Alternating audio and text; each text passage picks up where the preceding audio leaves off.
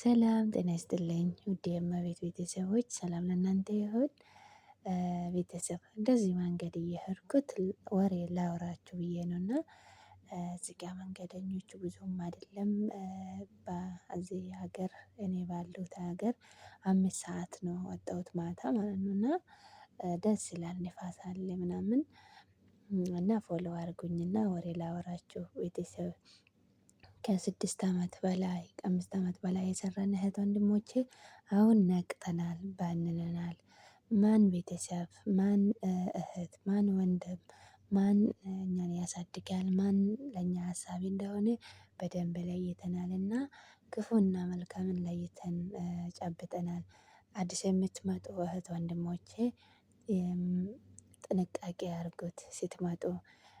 በተለይ እግዚአብሔር ፈቅዶ የእናንተ ነገር ባላችሁበት ሀገር ብትቆጣጠሩ እጅግ በጣም ደስተኛ ነው የምትሆኑት። እና እኔ በስደት ሀገር የተረፍኩት ንዴት ብቻ ነው እና ብዙ ነገሮችን ያጣሁበት ነው። ግን እግዚአብሔር ይመስገን ትልቁ ነገር ጤና አለኝ። ሌላ ደግሞ እግዚአብሔር የሰጠኝ ሌላ አባት ሌላ ዳግም ህይወት ስላገኘሁት እና ብዙ ነገር እንዳላስብ የሚያደርጉኝ ነገሮች አሉ። እናንተ ደግሞ ተጠንቀቁ። በሰው ሀገር